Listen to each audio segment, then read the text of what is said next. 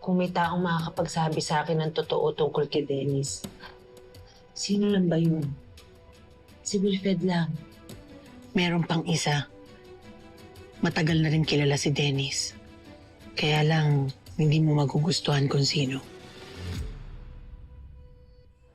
You must have something really important to say para papuntahin ako dito. Kapal naman ang mukha mo, hindi ka na nahiya.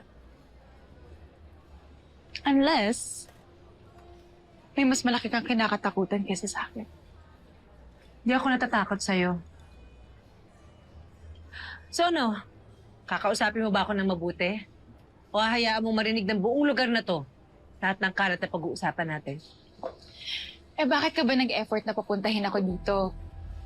Para ano? Alamin kung kasama ko si Wilfred? How I wish. Kahit puntahan mo pa yung mga bahay ko at mag-search ka doon kahit walang search warrant. Okay lang sa akin, go ahead.